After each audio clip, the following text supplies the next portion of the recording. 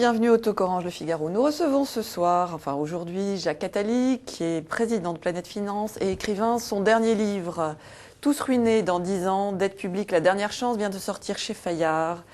Et visiblement, il commence à se vendre très bien, ce qui est révélateur d'un climat d'inquiétude.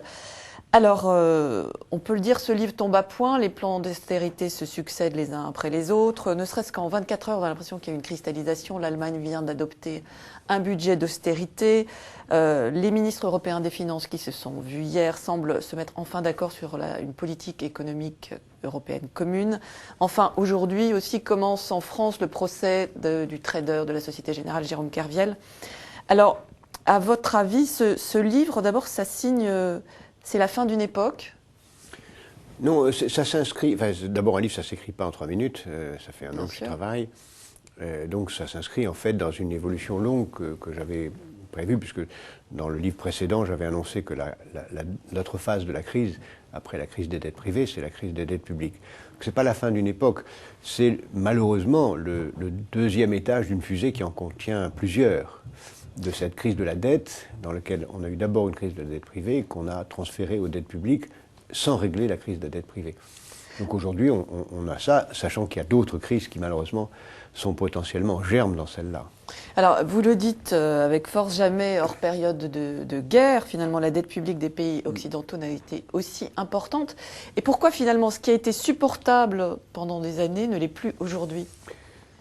D'abord, c'est important de se référer à l'histoire. L'histoire nous apprend que vous faites, voilà, effectivement, le tiers du livre est consacré à l'histoire de la dette, parce qu'on ne peut pas comprendre ce qui se passe maintenant sans regarder la façon dont les crises précédentes de la dette ont été gérées, et on s'aperçoit qu'on arrive à les gérer. Ce n'est pas insurmontable. C'est très difficile.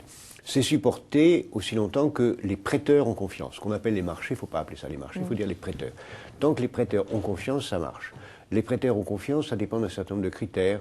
On emploie à tort le critère du ratio entre la dette et le PIB, qui est un critère parmi d'autres, mais qui ne veut rien dire. Produit intérieur brut. Ça ne veut rien dire du tout, parce qu'on compare, c'est comme si on comparait la dette d'un ménage avec le chiffre d'affaires du village où habite le ménage. Ça n'a aucun sens. On comparait la dette aux recettes du ménage en question, c'est-à-dire aux recettes de l'État. Là, on s'aperçoit que la dette est très élevée.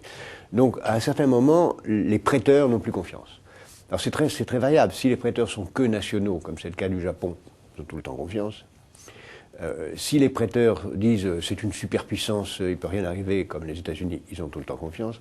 Si les prêteurs se disent mais qu'est-ce que c'est que cet étrange pays qui fait partie d'un autre pays, qui s'appelle l'Europe, qui a des dettes, qui n'est peut-être pas tout à fait capable de les réduire, à ce moment-là, on n'a plus confiance. Ce qui est arrivé à la Grèce, ce qui est arrivé à l'Espagne, ce qui est arrivé à l'Italie, c'est une question de confiance. Et là, il y a des caractéristiques qui ne sont pas seulement rationnelles qui interviennent.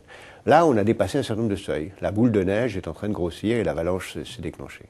Alors, quels sont finalement concrètement les dangers qu'implique cet endettement qui est si élevé sur le plan économique, mais aussi finalement sur le plan politique? Est-ce qu'on peut, ça peut être le signe de l'amorce d'un déclin finalement des pays occidentaux? C'est depuis longtemps. Ça l'est déjà. Depuis 1980, c'est le signe d'un déclin. Depuis 1980, l'Occident ne paye plus les salaires de croissance et compense la faible hausse des salaires par le droit à s'endetter, et qui a été rendu acceptable par des taux d'intérêt très bas. Donc depuis 1980, nous vivons à crédit.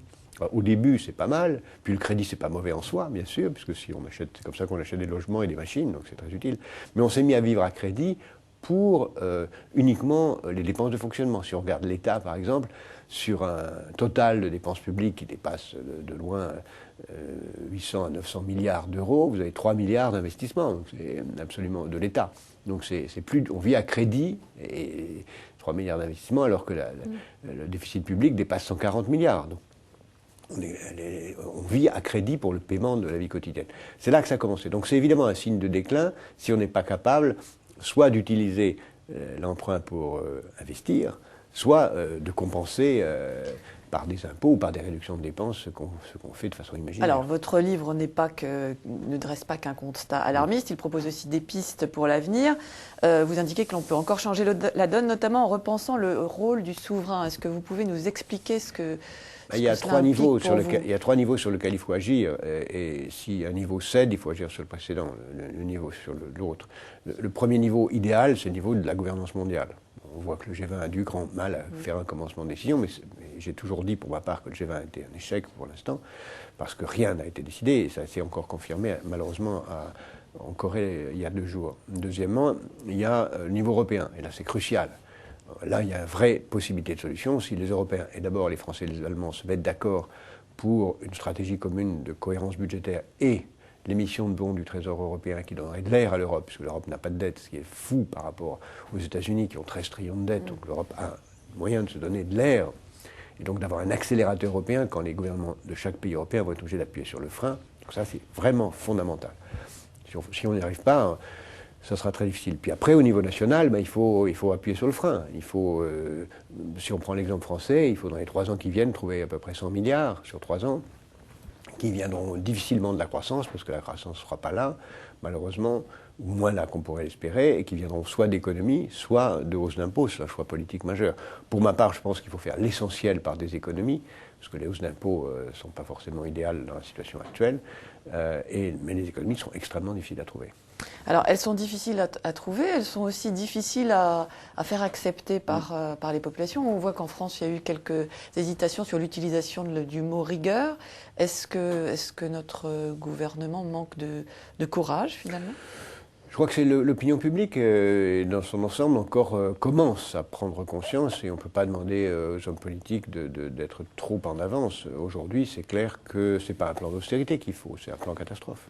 Il faut d'urgence le faire, et si on ne veut pas que ça nous soit imposé par, non pas les marchés, mais les prêteurs, il faut maintenant afficher clairement comment se prépare le budget 2011, dire clairement ce qu'on y met. Pour l'instant, c'est extrêmement obscur, ce qui est normal d'ailleurs, parce que la procédure budgétaire est toujours discrète, mais là, on ne peut plus se le permettre. Il faut dire clairement ce qu'on va y mettre, quelles économies on va faire, quel déficit on aura, sachant que, encore une fois, il faut trouver au moins 30 milliards d'argent nouveau en dépenses et ou en recettes en 2011, et peut-être même dès la fin 2010.